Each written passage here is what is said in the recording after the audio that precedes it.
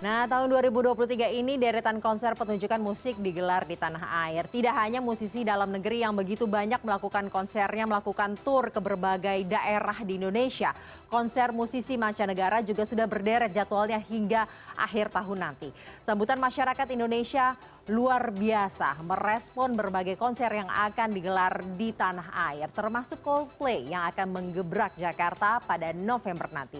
Namun apakah Indonesia siap menjadi tuan rumah ataupun destinasi wisata musik melihat begitu banyaknya potensi wisata musik apalagi yang terjadi di tahun 2023 ini? Akan saya tanyakan langsung hal tersebut kepada Menteri Pariwisata dan Ekonomi Kreatif Sandiaga Uno. Selamat malam Pak Sandi. Selamat malam Caca, mudah-mudahan sinyalnya bagus. Kami di Kota Lama, Semarang, Jawa Tengah. Kebetulan ada konser juga di sini. Baik, kebetulan ada konser juga di situ. Pertanyaannya langsung saja kalau gitu, Pak Sandi, sudah siap belum sih Indonesia ini menjadi tujuan destinasi wisata musik? Karena yang kita tahu setahun hingga akhir 2023 ini begitu banyak konser musik, baik musisi dalam negeri maupun musisi luar negeri. Bahkan banyak juga dari negara tetangga yang sengaja membeli tiket untuk nonton konsernya di Indonesia. Betul banget Caca, jadi kita baru saja mendapat berita dari rekan-rekan promotor bahwa saat dibuka pre-sale itu lebih dari 1,5 juta yang mendaftar dan masuk ke dalam website coldplayjakarta.com. Dan di situ dapat dipastikan melalui IP-nya sekitar 20% itu adalah wisatawan mancanegara dan sekitar 80% itu dari dalam negeri.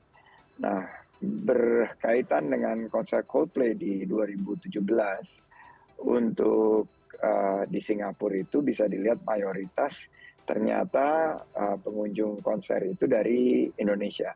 Berarti ada kebocoran dari segi ekonomi saat konser-konser digelar bukan di Indonesia. Oleh karena itu, dalam 2 tahun terakhir, saya sudah mendapat arahan langsung dari Bapak Presiden Jokowi untuk menyiapkan Indonesia sebagai destinasi konser dunia. Dan oleh karena itu, kami sangat bersyukur Coldplay dan beberapa band-band besar tanah air juga menyelenggarakan konser-konser yang alhamdulillah bisa menarik antara 30 sampai 50 ribu dan untuk Coldplay sendiri 50 sampai 70 ribu penonton. Ini akan menggerakkan banyak geliat ekonomi dan juga akan menciptakan peluang usaha dan lapangan kerja.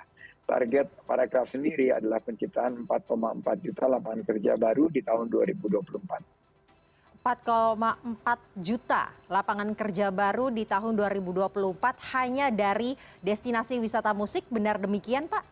Mau saya konfirmasi kembali. 4,4 juta itu raihan dari 30 subsektor pariwisata dan ekonomi kreatif. Karena jika konser musik ini digelar, Caca, itu hotel-hotel yang ada di lingkar 1 GBK itu sudah habis terpesan. Setelah itu tentunya dari segi transportasinya, akomodasi, maupun juga dari makanan dan minuman. Belum lagi kita bicara mengenai merchandise dan subsektor ekonomi kreatif lainnya. Nah ini saling menopang dalam penciptaan 4,4 juta lapangan kerja baru. Kita melihat saat pandemi jutaan lapangan kerja hilang, sekarang ekonomi kita bangkit dan berkembang. Alhamdulillah lapangan kerja terus kita ciptakan dan geliat ekonomi ini mudah-mudahan bisa membawa kesejahteraan masyarakat terutama yang berkaitan dengan para UMKM.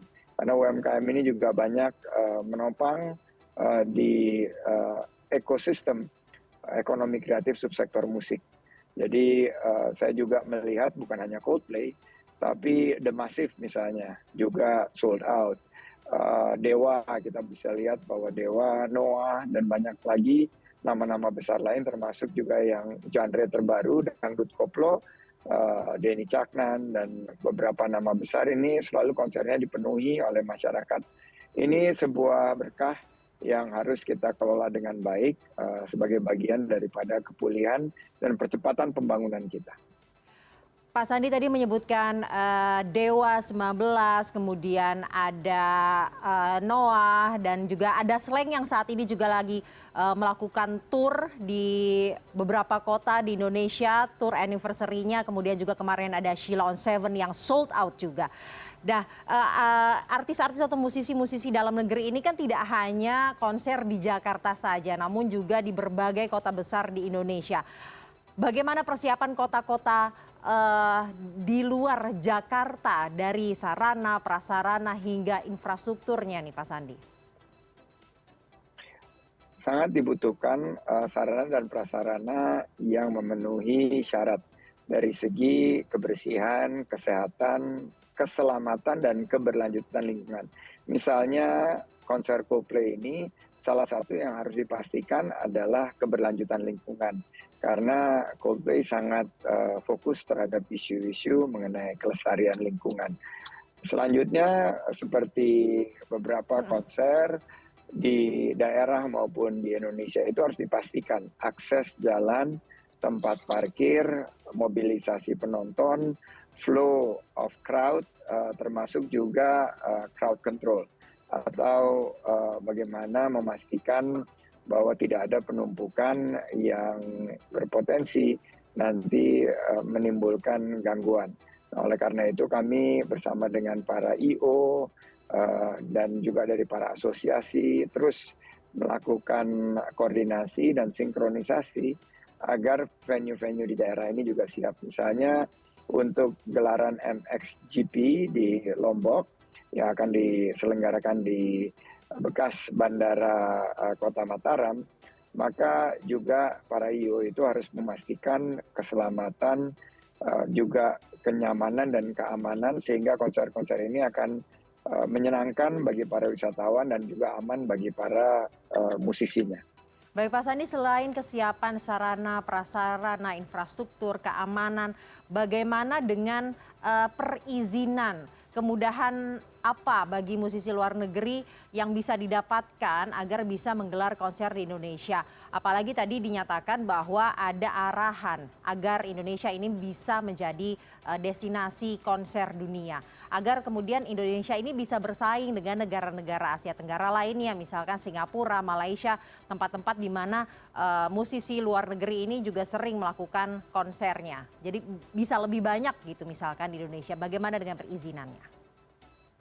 Kami melalui rapat koordinasi yang melibatkan lintas kementerian lembaga mendapatkan arahan bahwa kalau di negara-negara yang ada bertetangga dengan kita, konser ini diberikan perizinannya lebih pasti dan lebih jauh hari sebelumnya sehingga persiapan maupun penjualan daripada tiket itu akan lebih dimudahkan.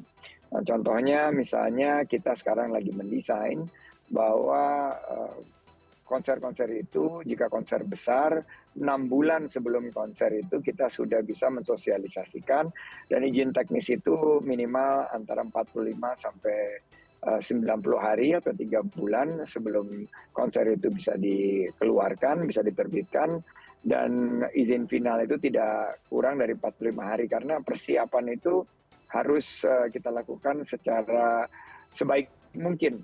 Nah, ini untuk memastikan bahwa konser-konser tersebut bisa menghadirkan konser yang aman, nyaman, menyenangkan, dan juga lebih banyak lagi band-band Indonesia bisa mendapatkan kesempatan karena mereka adalah pelaku ekonomi kreatif yang sangat potensial. Dan kita lihat ekonomi kreatif kita sekarang sudah 3 besar dunia. Kita hanya tertinggal dari Amerika dan Korea. Kalau kita dilihat bahwa K-pop ini sudah sangat populer di sini, pada suatu saat musik-musik Indonesia seperti D-Pop, Dangdut Koplo, bisa menyaingi musisi-musisi internasional lainnya.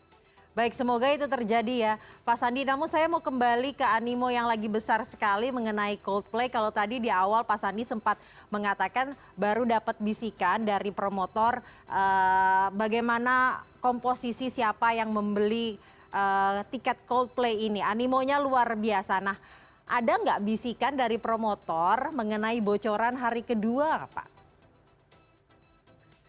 Ya, kami eh, melakukan suatu penjajakan mungkin sekitar 3 bulan yang lalu, dan karena saya juga mengikuti bagaimana animo masyarakat dunia terhadap konser Coldplay ini, kita mengantisipasi jika ada lonjakan permintaan apakah dimungkinkan untuk menambah hari. Dan ini sudah disosialisasikan dari awal, dan karena kekuatan dari posisi Indonesia setelah menjadi tuan rumah G20, sukses menyelenggarakan KTT ASEAN, kita mampu untuk memiliki posisi Baik. tawar yang jauh lebih kuat.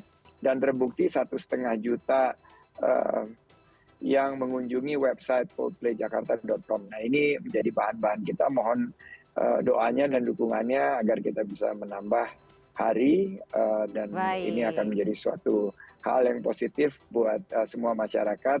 Tapi jangan gegabah, hati-hati, jangan sampai ada tiket palsu, sehingga, dan saya ingin mengapresiasi teman-teman dari pihak kepolisian yang langsung Baik. menindaklanjuti tindakan-tindakan pidana yang sangat merugikan masyarakat yang berkaitan dengan pemalsuan tiket dan hoax yang berkaitan dengan tiket.